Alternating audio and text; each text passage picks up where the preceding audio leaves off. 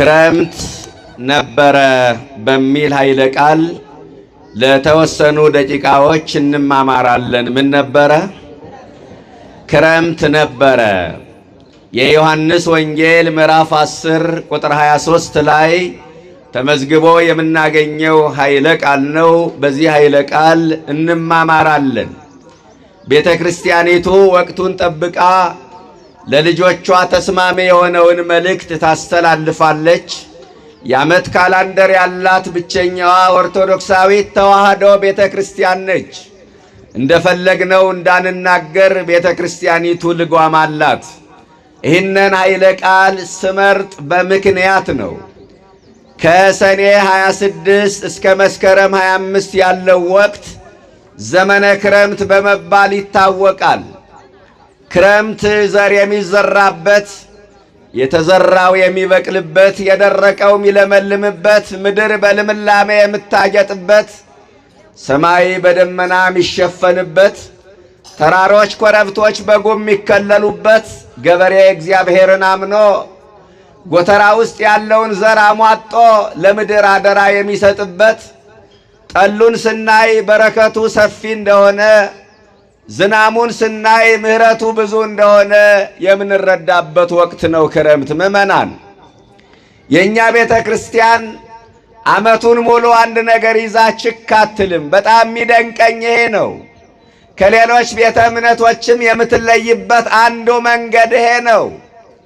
በዚህ ወቅት የሚቀደሰው ቅዳሴ፣ የሚዘመረው ያሬዳዊ መዝሙር፣ የሚሰበከው ምስባክ ስለ መብረቅ፣ ስለ ነጎድጓድ፣ ስለ ደመና፣ ስለ ዘር፣ ስለ ወንዞች ሙላት የሚናገር ነው። ክርስቲያኖች፣ ቤተ ክርስቲያን ስለ መብረቅ ስታስተምር ጉዳዩዋ ከመብረቁ ጋር አይደለም። መብረቅ ፈጣን ነው፣ ፈጥኖ የሚሰማ አምላክ አለን ማለቷ ነው። ቤተ ክርስቲያን ስለ ደመና ስታስተምር ደመና የባህሪ ክብሩን መግለጥ ነው።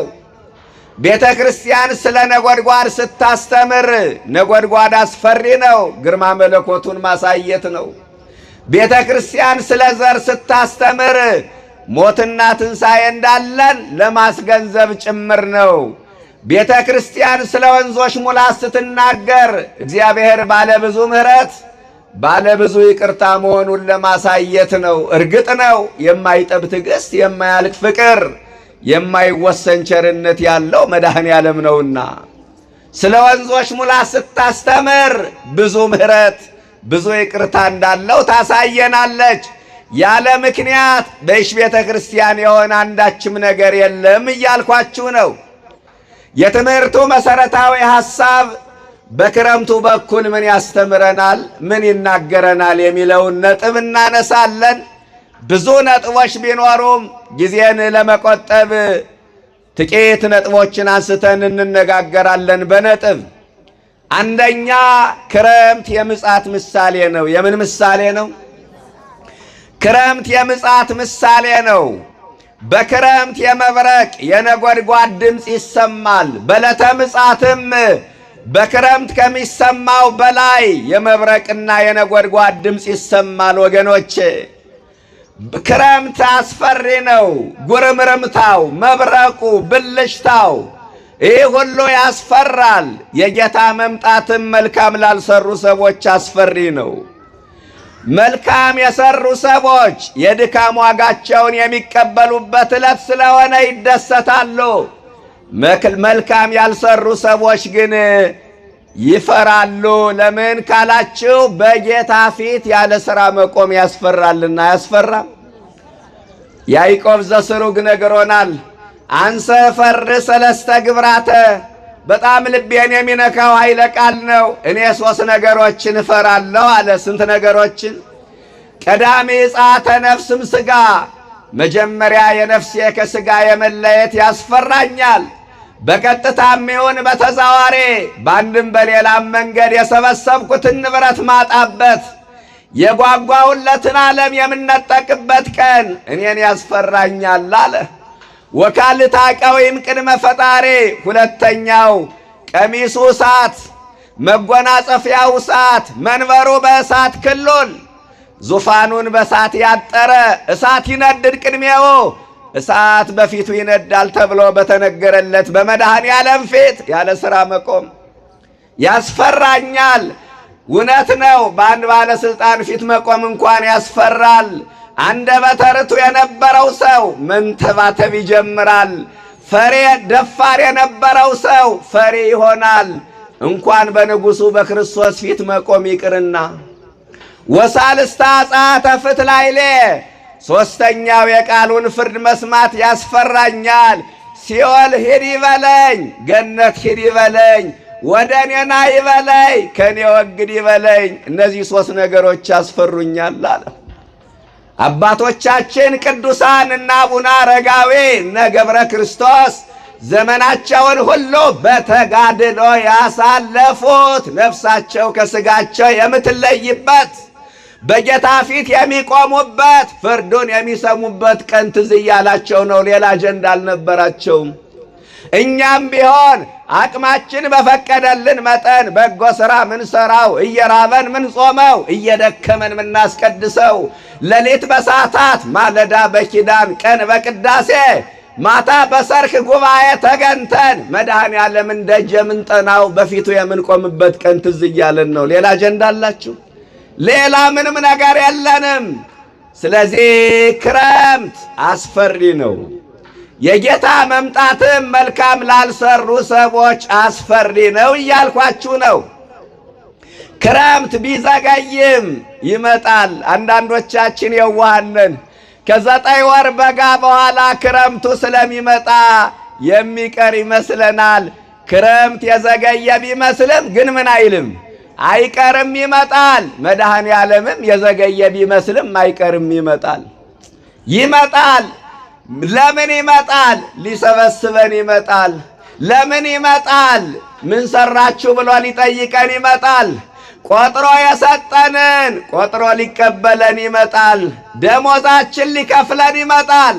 ዋጋችን ሊሰጠን ይመጣል። ትንሣኤ ሙታንን ሊያደርግ ይመጣል። በክብር ሊገለጥ ይመጣል። አመፀኞቹን ሊቀጣ ይመጣል። መድኃኔ ዓለም ሲመጣ ያን ጊዜ እያንዳንዳችን የሰራናት ሥራ ይፋ ትሆናለች። ተጠንቅቀን የሰራናት ሥራ፣ ተሰውረንም በግልጽም የሰራናት ሥራ ይፋ ትሆናለች። ጨለማውን ተገን አድርገን ጥጋ ጥጉን ይዘን በመጋረጃ ተከልለን የሰራነው ሁሉ በመድኃኔ ዓለም ፊት ግልጥ ይሆናል። ቢመጣ ይሻላል ቢቆይ ኧረ ቢመጣ ይሻላል ተባላን እኮ። እናትና ልጅ በጥቅም የተለያዩበት ዘመን አይደለ? የዚህ ዓለም መከራ፣ የዚህ ዓለም ሰቆቃ፣ የዚህ ዓለም ግፍ ማብቂያ የሚያገኘው መድኃኔ ዓለም ሲመጣ ነው።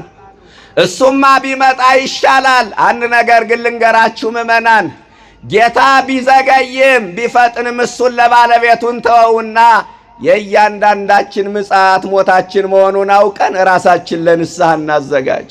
ትልቁ ነጥብ ይሄ ነው ምእመናን። ምጽአት ስለ ምጽአት ሲነገር ብዙ ሰው ይፈራል። ምጽአት ማስፈራሪያ አይደለም፣ ማሳሰቢያ ነው ምእመናን። ምጽአት የሰማይና የምድር መደበላለቅ የሚመስለው አለ አይደለም። ምጽአት ማለት እኛና መድኃኔ ዓለም ፊት ለፊት የምንገናኝበት ማለት ነው። የግል ምጽአት አለ፣ የጋራ ምጽአት አለ። የግል ምጽአታችን ዕለተ ሞታችን፣ የጋራ ምጽአት እኛና ጌታ ፊት ለፊት ምንገናኝበት። ስለዚህ እያንዳንዳችን ምጽአት ሞታችን መሆኑን አውቀን ራሳችን ለንስሐ እናዘጋጅ። ሞትን መርሳት ስንፍና ነው። አብዶቱ ዘሄሊ ካላ ዘንበለ መቃብሩ አለ። መቃብር መውረዱንና መሞቱን የማያስብ ሰው ሰነፍ ነው። እሞታለሁ ብሎ ዕድር የሚገባ ሰው አለ። እሞታለሁ ብሎ ንስሐ የሚገባ ስንቱ ነው? ሙቼ ደብረ ሊባኖስ ቅበሩኝ ብሎ የሚናዘዘው ብዙ ነው። ሙቼ ነፍስ የት ትገባለች ብሎ የሚያስበው ስንቱ ነው? ከመካከላችን አንዱ በሞት ሲወሰድ ለ3 ቀን ደረት እንደቃለን፣ ፊት እንቧጭራለን፣ ጥቁር እንለብሳለን፣ መኖር ያስጠላናል። ከ3 ቀን በኋላ ሟች መሆናችን ረስተን የክስ ወረቀት እናዘጋጃለን። ዕቃ መደበቅ እንጀምራለን። እባካችሁ በተሰጠን ጊዜ እንወቅበት። ዕድሜ ብድር ነው። ብድር አያኮራም፣ ብድር አያመጻድቅም። ወንድሜ የተበደረ ሰው ብድሩን ለተበደረበት ዓላማ ያውለዋል እንጂ አያባክነውም። ክርስቲያን የተሰጠውን ዕድሜ ለኃጢአት የሚያውለው ከሆነ ዕድሜ አባካኝ ይባላል። ዕድሜያችን በከንቱ እንዳናባክን መድኃኔዓለም ይርዳን። ክረምት የዘገየ ቢመስልም አይቀርም፣ መድኃኔዓለም የዘገየ ቢመስልም ይመጣልና የእያንዳንዳችን ምጽአት ሞታችን መሆኑን አውቀን ራሳችን ለንስሐ እናዘጋጅ ነው ነጥቡ። ክረምት የምጽአት ምሳሌ ነው። አስፈሪ ነው ብያቸዋለሁ። የጌታ መምጣትም በጎ ላልሰሩ ሰዎች አስፈሪ ነው። ክረምት የዘገየ ቢመስልም አይቀርም፣ መድኃኔዓለም የዘገየ ቢመስልም አይቀርምና ክረምት የምጽአት ምሳሌ ሆነ ነው ነጥቡ። ሁለተኛ ክረምቱ ሲመጣ ምን ትዝ ይላቸዋል? እስኪ አስታውሱ። በስጋ ምን ትዝ ይላቸዋል? የስጋ ትዝታ አላቸው አይደል? ክረምት ሲመጣ ዝናቡ፣ ብርዱ፣ ጭቃው፣ ሲበርደን ክሰል ማሞቁ፣ በቆሎ መጥበሱ፣ ይህ ምንድን ነው? የክረምት ትዝታ ነው አይደለ? በመንፈሳዊ ውስጥ ክረምቱ ሲመጣ ምን ትዝ ይላቸዋል? የሁላችሁ ክረምት ነገረ ድነትን ይዞልን ይመጣል። ክረምት ምስጢረ ስጋዌን ይዞልን ይመጣል። ክረምት ገበሬ የዘራውን ዘር ለማብቀል ብቻ አይደለም የሚመጣው፣ ነገረ ድነት ይዞልን ነው የሚመጣ። ክረምቱ ሲመጣ የሕይወት ዝናብ ክርስቶስ ትዝ ይለናል። ማን ትዝ ይለናል? ክረምቱ ሲመጣ አማናዊት ደመና ድንግል ማርያም ትዝ ትለናለች። ከደመና የተገኘው ዝናብ ከሰማይ ወደ ምድር ወርዶ ምድርን እንደሚያጠጣት ከአማናዊቷ ደመና ከድንግል ማርያም የተገኘው ክርስቶስ ከሰማይ ወደ ምድር ወርዶ የነፍስ ጥማታችን አበረደልን። ክብርና ምስጋና ለስሙ ይድረሰው። የነፍስ ጥማታችን ድንግል ማርያም በደመና ትመሰላለች፣ ክርስቶስ በዝናብ ይመሰላል። ድንግል በሁለት አይነት ደመና ትመሰላለች። በስንት አይነት? ዝናብ በተሸከመ ደመናና ዝናብ ባልተሸከመ ደመና፣ ውሃ በቋጠረ ደመናና ውሃ ባልቋጠረ ደመና እመብርሃን ትመሰላለች። አያችሁ፣ ዝናብ በያዘ ደመና እንደምትሸከም የነገረን አባ ዘጊዮርጊስ ዘጋስጫ ነው። ንዑን አልላ ለዛቲ ደመና ብርሃን እንተ ጸሮቶ ለዝናመ ሕይወት በከርሳ። የሕይወት ዝናብ ክርስቶስን 9 ወር ከ5 ቀን የተሸከመች አማናዊት ደመና ድንግል ማርያምን ኑ ከፍ ከፍ እናድርጋታል። እናንተም ድንግልን ከፍ ከፍ አድርጓት። እመቤታችን ዝናብ በያዘ ደመና ትመሰላለች። የሕይወት ዝናብ ክርስቶስን ወልዳ ሰጣናለችና ዝናብ በሌለው ደመናም ትመሰላለች። ቅዱስ ያሬድ ራቁ ደመና ይላታል እመብርሃንን። የተራቆተች ደመና። ምን ያለች ደመና? የተራቆተች ደመና። አንዳንድ ደመና ደምኖ ሳይዘንብ ይበተናል። መጣሁ መጣሁ ደረስኩ ደረስኩ እያለ ነፋስ የሚበትነው የደመና አለ። ውሃ የሌለው ደመና አለ። እመቤታችን ውሃ በሌለው ደመና ትመሰላለች። የተራቆተች ደመና፣ ከኃጢአት የተራቆተች፣ ከበደል የተራቆተች፣ ከነውር የተራቆተች፣ መርገመ አዳም ያላረፈባት፣ የአዳም የባህሪ ጉስቁልና ያልደረሰባት፣ አበሳው ያልነካት፣ ህትምት በድንግልና አልባቲ ሙስና፣ ነውር ነቀፋ የሌለባት፣ ያለ ወንድ ዘር ክርስቶስን በድንግልና ጸንሳ በድንግልና ወልዳ ሰጣናለችና እመቤታችን የተራቆተች ደመና ትባላለች። ስሟ ለዘላለም የተመሰገነ ይሁን። የተራቆተች ወንድሜ፣ ደመና ሳያዩ ዝናብ ማግኘት አይቻልም። የድንግል ማርያምን ምልጃ ሳያምኖ ክርስቶስን አምናለሁ ማለት ሞኝነት ነው። ደመና ሳያዩ ዝናብ መጠበቅ ሞኝነት ነው። ድንግል ማርያም በነገረ ድነት ያላትን ድርሻ የእሷን ቤዛነት ሳያምኖ ክርስቶስን ቤዛ ለማለት የድንግል ማርያምን ቤዛነት ማመን ያስፈልጋል። አለበለዛ ደመና ሳያዩ ዝናብ እንደመጠበቅ ነው። አባቱን አያውቅ አያቱን ይናፍቅ ይባላል። መሰረት ሳይጣል ቤት አይሰራም። መቅደም ሳያነብ ወደ ዋና መጽሐፍ መግባት አይቻልም። ደመና ሳያዩ ዝናብ አይገኝም። የድንግል ማርያምን ቤዛነት ሳያምኖ ክርስቶስ ቤዛ ነው ማለት እንዴት ይቻላል? ወገኖቼ፣ ወደ ነገረ ድነት ለማለፍ መሸጋገሪያ ድልድያችን ድንግል ማርያም ናት። ድንግል ማርያም ቤዛ ናት ስትባል መርዶ የነገሯቸውን ያህል የሚደነግጡ ሰዎች አሉ። ለማመን ሜዳው ገደል የሚሆንባቸው ሰዎች አሉ። የዛሬ ዓመት አካባቢ አንድ አባት ማርያም ቤዛ ትባልም ተብሎ ዓለምን እንዳነጋገረ ታውቃላችሁ አይደለ? የድንግል ማርያም ቤዛነት ምን ይገርማል! እንኳን ድንግል ማርያም የኔ እናት ለኔ ቤዛ ናት። ወፍራም ምራቋን እያራሰች ደረቅ ጡጧን እያጠባች ያሳደገች እናት የኔ ቤዛ ናት። እንኳን ድንግል ማርያም ያንተ እናት ላንተ ቤዛ ናት። አምጣ ተንበርክካ የወለደችን እናታችን ሳይመቻት ምቾታችን የጠበቀች ተጎሳቁላ ያስጌጠች ተርባ ያጠገበችን በባዶ እግሯ እየተጓዘች ዘመን ያፈራውን ጫማ ያለበሰች አንጀቷን አስራ እኛን የመገበች እናታችን ቤዛ ናት። እንኳን ድንግል ማርያም። አዎ ድንግል ማርያምማ ቤዛ ናት፣ ቤዛ ናት። ለመሆኑ ቤዛ ማለት ምን ማለት ነው? ዋጋ መክፈል አይደል እንዴ? ዓለም በመርገም ሲቆሽሽ ራሷን በንጽህና አዘጋጅታ የተገኘች እናት እኮ ድንግል ማርያም ናት። ከቅዱስ ገብርኤል ጋር ዓለምን ወክላ የቃል ኪዳን ሰነድ የተፈራረመች ቸረ ክብር ይግባት እናታችን ድንግል ማርያም እኮ ናት። ድንግል ማርያም ቤዛ ብትባል ምን ይገርማል! ቅዱስ ያሬድ ምን ይላታል? ዝማሬ በተባለው ድርሰቱ መድኃኒተ መቤዛዊተ ወቅድስተ ረሰያ እናቶን ቤዛዊት ተብላ እንድትጠራ አደረጋለ። ያሬድ ቤዛ ናት ካላት አንተ ለምንድነው ማርያም ቤዛ ናት ለማለት የምታፍረው?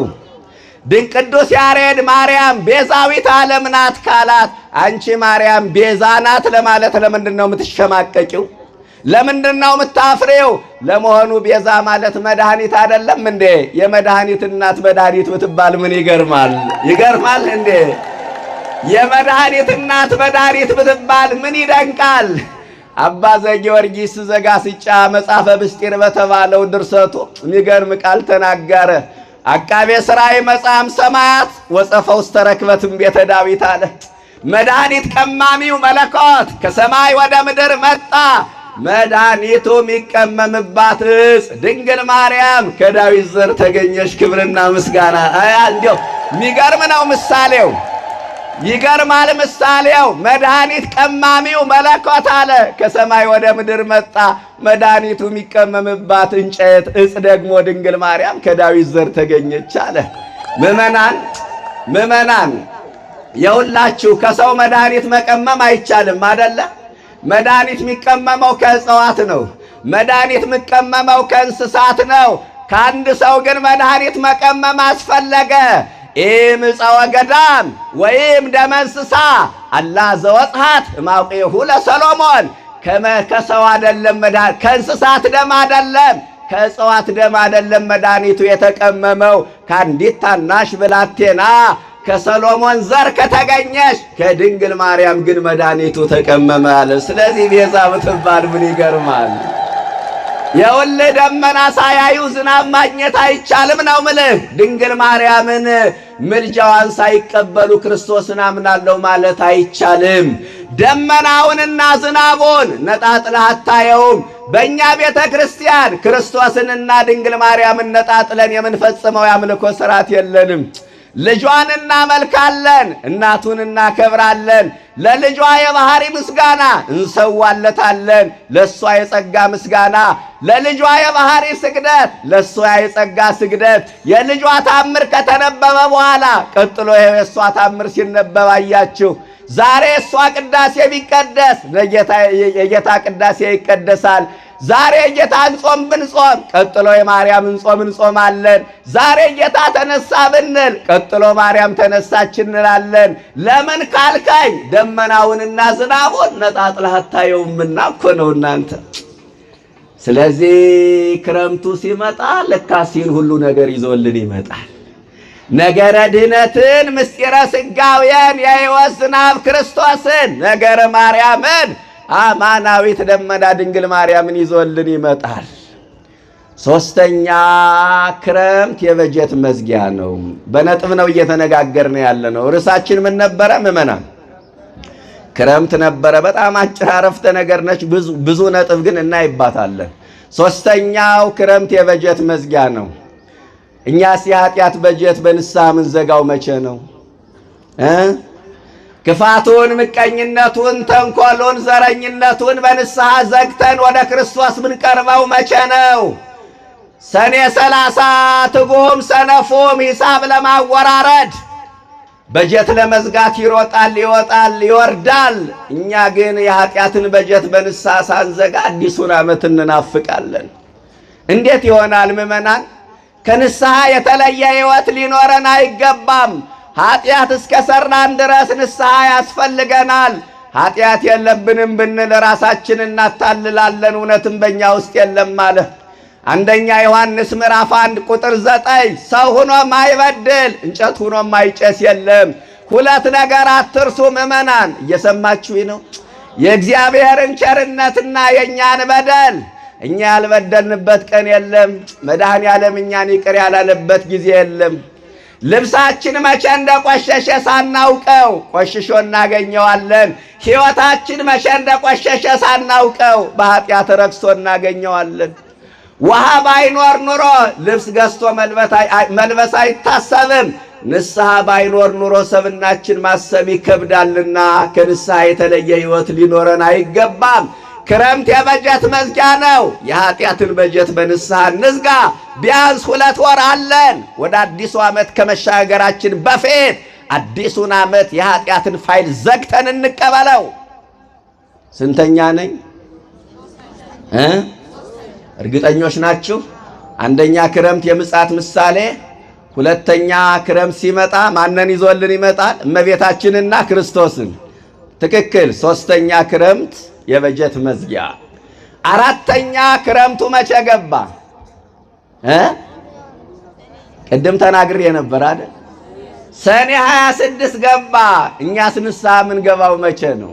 አያችሁ፣ ያለ ምክንያት የተጻፈ ነገር የለም። በቤተ ክርስቲያናችን ሐዊ የሚባል አንድ ትልቅ መጽሐፍ አለ። በትልልቅ ገዳማት ነው የሚገኘው። አሁን ትንሽ ተቆርጦ ገበያ ላይ በህትመት ደረጃ ውሏል። ምን ይላል? ወበዊወታ ለክረምት ከመታን ቀወሙ ለትጉሃን መሃይምናን ይላል። የክረምት መግባት የበረቱ ምዕመናን ንስሐ እንዲገቡ የማንቂያ ደወል እንዲሆናቸው ነው። ይገርማል። አያቸው፣ ክረምት እኮ ገባ፣ እኔስ ንስሐ ምገባው መቼ ነው ብለው ምዕመናን እንዲያስቡ ለማስቻል ነው የክረምቱ። አሁን እኛ ይሄን እናስታውሳለን። እንኳን ክረምት ገባ ብለን ንስሐ መግባት ይቅርና ክረምት የገባበትን ቀን እንኳን እናስታውሳለን። እውነት ለመናገር የክረምት መግባት ግን አለ ንስሐ ምዕመናን መግባት እንዲችሉ ለማስገንዘብ ነው ይላል። ስንተኛ ነኝ? አራተኛ። አምስተኛ ክረምት የመጪው ዓመት ተስፋ ነው። ያለ ብዙ ማብራሪያ ነው የምነግራችሁ። እያንዳንዱ ቢተነተን በደንብ ያቆያል። ስንተኛ አልኳችሁ? አምስተኛ ክረምት የመጪው ዓመት ተስፋ ነው። ገበሬ መጪውን ዓመት ተስፋ አድርጎ በክረምት ምን ይላል? ይወጣል፣ ይወርዳል፣ ይደክማል።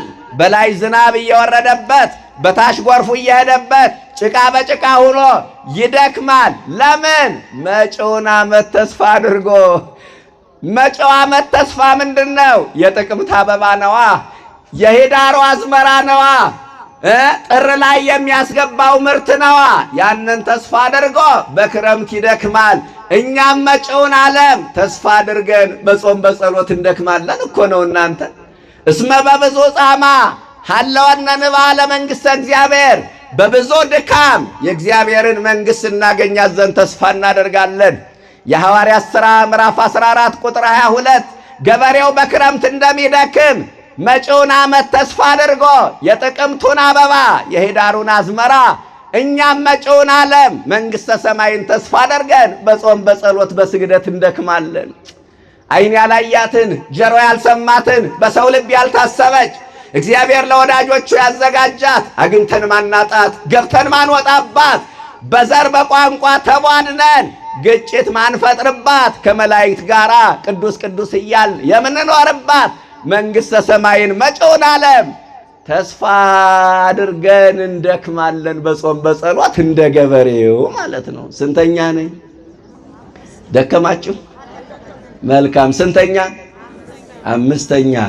ስድስተኛ ኦርቶዶክሳውያን በክረምት ስራ ይቆማል። ርዕሳችን ምን ነበረ? ክረምት ነበረ። በክረምት ምን ይቆማል?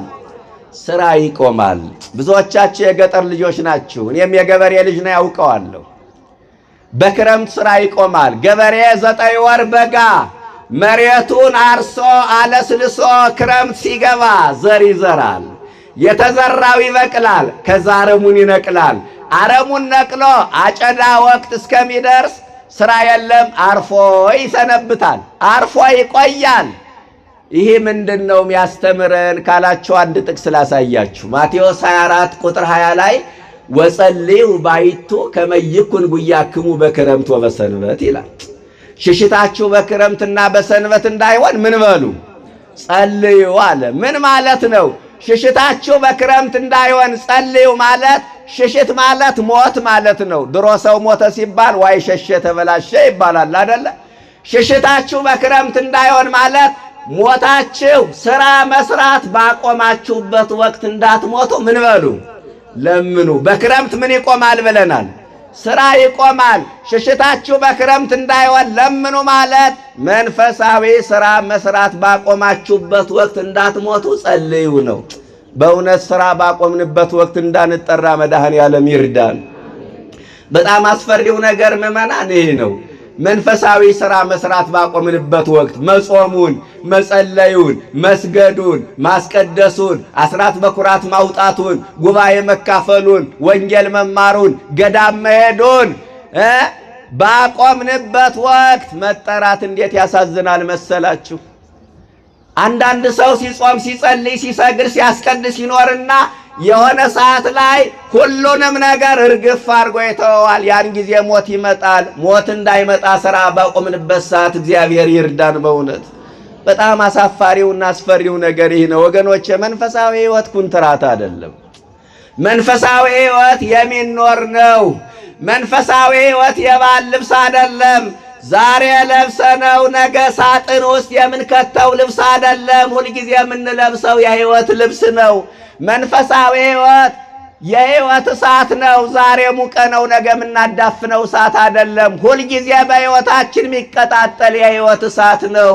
አንዳንዶቻችን መንፈሳዊ ስራችን አቁመናል። ትጋታችን ለምን ቀነሰ? ለምንድነው ስንፍና የገጠመን? ለምንድነው መዛል የገጠመን? በእውነት በዓይናችን የምናየው በጆሮአችን የምንሰማው በየሞባይሉ በየኢንተርኔቱ የሚለቀቁ ነገሮች በመንፈሳዊ ሕይወታችን ላይ ጫና ፈጥረውብናል። ማህበራዊ ሚዲያ ያስለመደን ጫጫታ ነው። ማህበራዊ ሚዲያ ያስለመደን ትችት ነው፣ ስድብ ነው፣ ቧልት ነው፣ ሐሜት ነው። ሁሉም የራሱ የትግል ሜዳ አለው። ሁሉም ጦሩን ሰብቆ ነው የሚጠብቀው። አንዱ አንዱን ይሰድበዋል። ጫጫታ የበዛበት ዘመን ነው። በዓይናችን የምናየው ዓይናችን ባየው ነገር እንዳይሳቀቅ፣ ጆሮአችን በማትወሬ እንዳይደነግጥ፣ ልባችን በሁኔታዎች እንዳይዘን እባካችሁ ነገሩ በልክ ይሁን ምዕመናን። ምናየው ነገር ሁሉ ጥሩ አይደለም። ልብን የሚያደክም ነው፣ የሚያዝል ነው፣ ግራ የሚያጋባ ነው። በመንፈሳዊ ሕይወት እንዳንበረታ ያደረገን አንዱ ማህበራዊ ሚዲያ ነው። ወጣቱን ቴክኖሎጂው በልቶታል በደንብ አድርጎ ቅርጥፍ አድርጎ። አንዳንዱ በቴክኖሎጂው ምናልባት ሰልጥኖበት ይሆናል። አንዳንዱ ግን ቴክኖሎጂው በራሱ ሰልጥኖበታል። እናቶቻችን ድሮ በቡና ነበረ ሐሜቱ። እኛ ልጆቻቸው ደግሞ አድገንላቸው ተመንድገንላቸው በማህበራዊ ሚዲያ መተማማት ጀመርን። በቡና የጀመራችሁትን ሐሜት እኛ ደግሞ አሳደግ ነው። ምን ልላችሁ ፈልጌ ነው? ይሄ ሁሉ በመንፈሳዊ ሕይወት እንዳንበረታም ያደርግ ነው። እያንዳንዱ የራሱን ሐሳብ ይዞ ነው የሚመጣ። ይህ ሁሉ አድካሚ ነው፣ የሚያስጨንቅ ነው፣ ምን ሰማው የሚረብሽ ነው፣ የሚያውክ ነው፣ ግራ የሚያጋባ ነው። የሚያሳርፍ ነገር ምን ሰማበት ቀን በጣም አጭር ነው። በዚህ ዘመን ከማህበራዊ ሚዲያ የራቁ ሰዎች ምንኛ እድለኞች ናቸው። መቼም በዲጂታሉ ዓለም አንድ መንደር በሆነችበት ዘመን ከመረጃ መራቁ የራሱ ጉዳት ቢኖረውም ግን አብዛኞቹ የራቁ ሰዎች ምንኛ የታደሉ ናቸው። ምን ልላችሁ ፈልጌ ነው? በክረምት ስራ ይቆማል።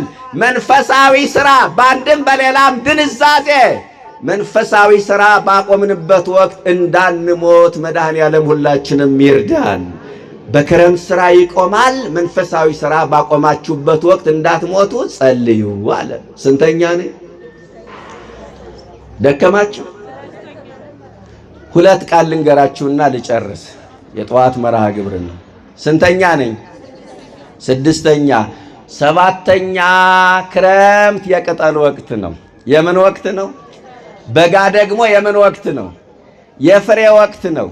ሽሽታችሁ በክረምት እንዳይሆን ጸልዩ ማለት ምዕመናን፣ በቅጠል የሆነ ሕይወት ይዛችሁ እንዳትሞቱ ምን በሉ? ለምኑ፣ ጸልዩ ማለት ነው። ቅጠል የሆነ ሕይወት አለ፣ ፍሬ ማይታይበት ሕይወት። ቅጠል የሆነ ሕይወት ማለት ምን ማለት ነው? ኦርቶዶክሳዊ ሆኖ ማይጾም፣ ኦርቶዶክሳዊ ሆኖ ማይጸልይ፣ ኦርቶዶክሳዊ ሆኖ ማያስቀድስ፣ ዓመት እስከ ዓመት ከእግዚአብሔር ቤት ርቆ ሚኖር፣ በስመ ክርስትና ዕድሜው ያለቀበት፣ አለ ተብሎ በሕይወት ያልተጓዘ፣ ሙቷል ተብሎ ያልተገነዘ፣ በዓለማዊነት የተዋጠ፣ በሥርዓት አልበኝነት ሚመራ፣ ይሄ ነው ማነው? ቅጠል የሆነ ሕይወት። ቅጠል የሆነ ሕይወት ይዘን እንዳንጠራ መድኃኔዓለም ይርዳን። በሌላ አነጋገር ሃይማኖት የሁላችሁ ሃይማኖት በቅጠል ይመሰላል፣ ፍሬ ደግሞ በምግባር ይመሰላል። ሃይማኖት በምን ይመሰላል? ፍሬ በምግባር ይመሰላል። ሽሽታችሁ በክረምት እንዳይሆን ለምኑ ማለት በሃይማኖት ሳላችሁ የምግባር ፍሬ ሳታፈሩ እንዳትሞቱ ለምኑ ነው። በሃይማኖት ሁነን ምግባር አልባ ሁነን ከመሞት እግዚአብሔር ይሰውርን። አሁን የተቸገርነው ይህ ነው። ሃይማኖት ያለ ምግባር አያድንም። በዚህ ዘመን የተቸገርነው ትልቁ ችግር ምን እንደሆነ ታውቃላችሁ? ኢየሱስ ጌታ እንደሆን ካመን ትድናለህ ይሏቸዋል። ለመዳን ግን በጎ ምግባር ያስፈልጋል። የምዕራቡን ዓለም ክርስትና ያበላሸው ይሄ ነው። ሰዎች ራሳቸውን ለክርስትና ማመቻቸት ሲገባቸው ለነሱ የሚመች ክርስትና መፈለግ፣ መጾም ሲያቅታቸው ጌታ የጾሞልኛል ይላሉ። ጌታማ እንደበላ እንደጠጣም ተጽፏል። ጾሞልኛል ብለው ጾሙን እንደተውት በልቶልኛል ብለው ለምን ምግቧን አልተዋትም? ራሳቸውን መግዛት ሲያቅታቸው ጽድቅም ሰራ ኃጢአትም ሰራ ለመዳን አስተዋጽኦ የለውም። ኢየሱስ ጌታ መሆኑን ካመን ትድናለህ ይሏቸዋል። አሁን መንገድ ላይ ያሰለችን ማስታወቂያ አይደለም ምዕመናን? ይሄ እኮ ነው ምዕመናን። አላመንኩም እንዳትሉ አምነሃል ይልሃል። በጎ ምግባር እንዳንሰራ ደግሞ ድነሃል ይሉናል። የዳነ ሰው ደግሞ እጅና እግሩን አጣጥፎ ይቀመጣል። ሃይማኖት ያለ ምግባር አያድንም። ከሥራ የተለየ እምነት ከነፍስ የተለየ ሥጋ የሞተ እንደሆነ ከሥራ የተለየ እምነት የሞተ ነው። መሰረታዊ ነገር ነው ምነግራችሁ በነገረ ድነት ዙሪያ። የያዕቆብ መልእክት ምዕራፍ 2 ቁጥር 26፣ ዮሐንስ አፈወርቅ ደግሞ አሚንሰ መሰረቲቲ ወካላንያ ሕንፃ ወነድቅሙንቱ ሃይማኖት መሰረት ናት። በጎ ምግባራት ደግሞ ጣሪያና ግድግዳ ናቸው አለ። በጎ ምግባራት ምንድን ናቸው? ጣሪያና ግድግዳ ናቸው። አንድ ቤት የሚሆነው ውሃ ልኩ ስለወጣለት ብቻ አይደለም፣ መሰረቱ ስለተጣለ ብቻ አይደለም። በር ያስፈልገዋል፣ መስኮት ያስፈልገዋል፣ ጣሪያ ያስፈልገዋል፣ ግድግዳ ያስፈልገዋል። አንድ ሰው ዳነ የሚባለው በሃይማኖቱ ላይ በጎ ምግባር ሲጨምርበት ነው። አለበለዚያ አይሆንም። ግድግዳ ማቆሙ ብቻ ቤት እንደማያስብለው ሁሉ አንድ ሰው ማመኑ ብቻ ለመዳን አያበቃውም። በጎ ምግባር የሚባል ነገር አለ። ክርስቶስም ለፍርድ ሲመጣ የሚጠይቀን በምግባራችን ነው። የሚፈርድብንም በምግባራችን ነው፣ የሚጠይቀንም ምግባር ነው። ለእያንዳንዱ እንደ ሥራው መጠን ከፍለው ዘንድ ዋጋዬ ከኔ ጋር ነው። የዮሐንስ ራእይ ምዕራፍ 22 ቁጥር 12። ያ ሥራ ምንድን ነው? ማቴዎስ 24 ማቴዎስ 25 ቁጥር 31 ላይ ተርቤ አብልተኸኛል ወይ? ተጠምቼ አጠጥተኸኛል ወይ? እንግዳ ሁኜ ተቀብለኸኛል ወይ? ታርዤ አልብሰኸኛል ወይ? አያችሁ፣ ይህ ምን ይባላል? በጎ ምግባር። ምን ልላችሁ ፈልጌ ነው? አምናችኋል፣ ተጠምቃችኋል፣ ሥጋዬን በልታችኋል፣ ደሜን ጠጥታችኋል። ከእንግዲህ በኋላ ይበቃል አላለም። ደግሞ ሌላ ሥራ ይጠየቃል። መዳን የሚባለው የብዙ ነገሮች ስብስብ ነው። ዝም ብዬ ድኛለሁ አይባልም፣ ነውር ነው። ጸድቄያለሁ አይባልም። አሁን የመናፍቃኑ አስተምሮ ድነናል፣ ጸድቀናል አይሆንም። ሰው ጉዞውን ሳያጠናቅቅ መጨረሻው ሳይታወቅ እንዴት ድኛለሁ ይባላል? እናንተ በእኛ ቤተ ክርስቲያን አስተምሮ የውላችሁ ነገረ ድነት ምን ተብሎ ይተነተናል መሰላችሁ? አንደኛ ድነናል። እስቲ ተናገሩ። ምን ብለናል? ድነናል። አንደኛ ድነናል፣ ከመርገመ አዳም ድነናል፣ ከዘላለም ሞት ድነናል። በአዳም በኩል ከደረሰብን የባህሪ ጉስቁልና ድነናል። በጅምላ ከመኮነን ድነናል። በአዳም ኃጢአት ተጠያቂዎች አይደለንም፣ ድነናል። ድነናል የሚያስብለው አንዱ ይሄ ነው። ሁለተኛ እየዳንን ነው። እስቲ ተናገሩ። ምን ማለት ነው? እየዳንን ነው ማለት ንስሐ እየገባን እየጾምን እየጸለይን መንፈሳዊ ተጋድሎ እያደረግን በቅዱሳን ምልጃ እያመን ማለት ነው። ከዛ እንድናለን ይባላል። ምን ይባላል? ድነናል፣ እየዳንን ነው፣ እንድናለን። እንድናለን ማለት እግዚአብሔር ቢፈቅድ ገነት እንገባለን ነው። ገነት ተከፍታልናለች እንጂ አልገባንባትም።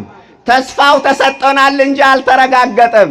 ስለዚህ ምንድነው የሚባለው? እንድናለን ነው። ድኛለሁ እንዴት ይባላል? ምእመናን ነውር እኮ ነው። ዋዲ ታውቀለነ ከመምን ተንከውን፣ ነገ ምን ልንሆን እንደምንችል አልተገለጠልንም። ትናንትና አማኞች የነበሩ ዛሬ ከሃዲዎች ሆነዋል አይደለ? ሰው መጨረሻው ሳይታወቅ ድነናል ይባላል? አይባልም።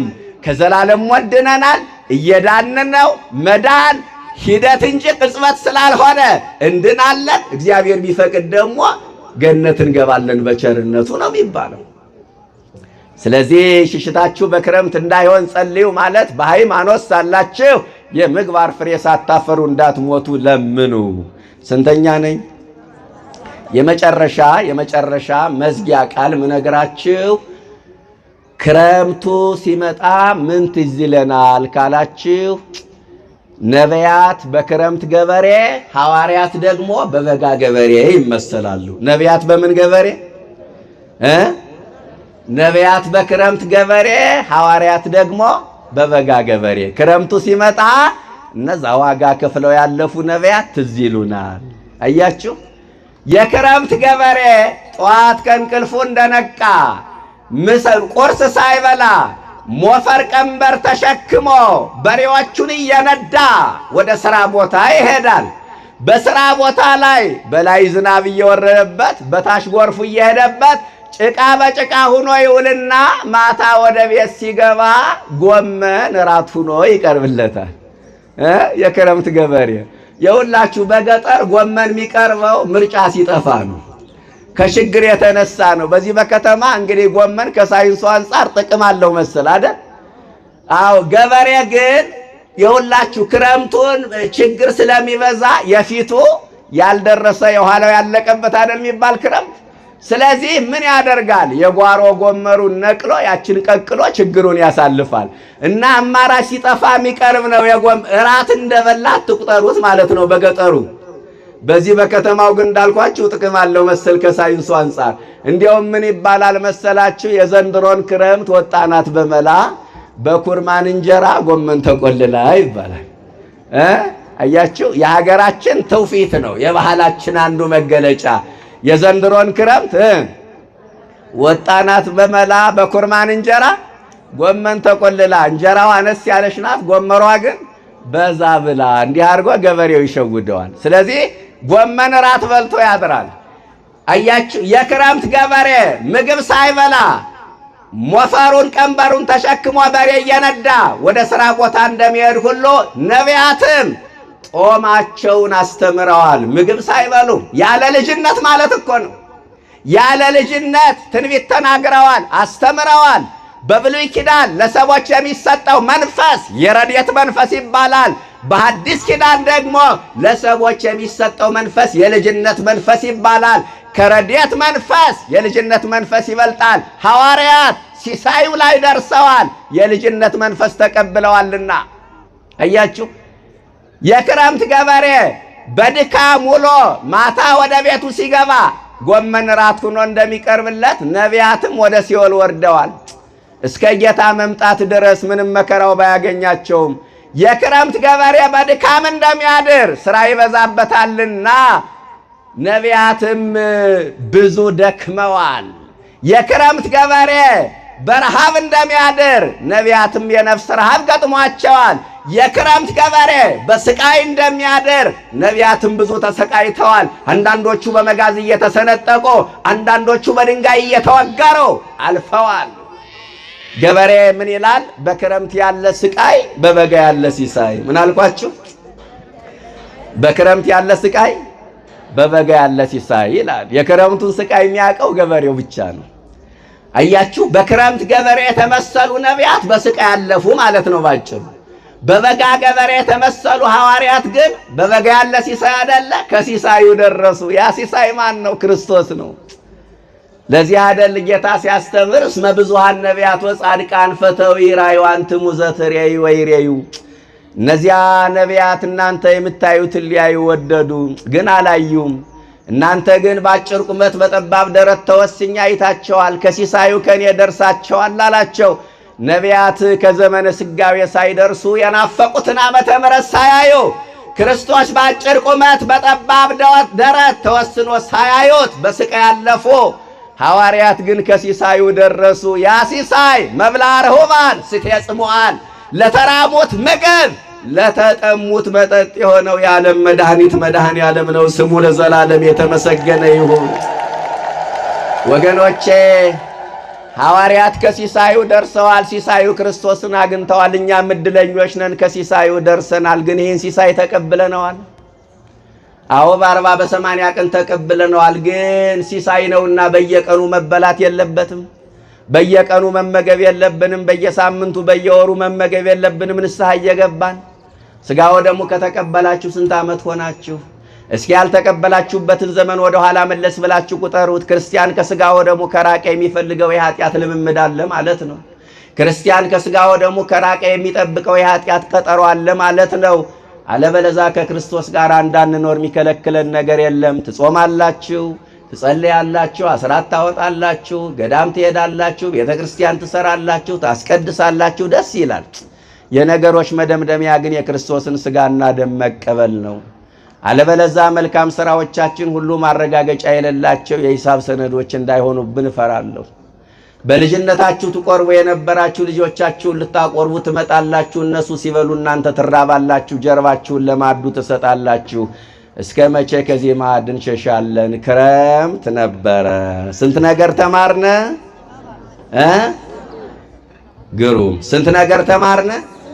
8 7 ያላችሁ ሰዎች ሰምቻለሁ። ላስታውሳችሁ እንዴ? አንደኛ ክረምት የምጽአት ምሳሌ፣ ሁለተኛ ክረምት እመቤታችን ክርስቶስን ይዞልን ይመጣል። ሶስተኛ ክረምት የበጀት መዝጊያ ነው። አራተኛ ክረምቱ መቼ ገባ? ሰኔ 26። አምስተኛ ክረምት የመጪው ዓመት ተስፋ ነው። ስድስተኛ በክረምት ሥራ ይቆማል።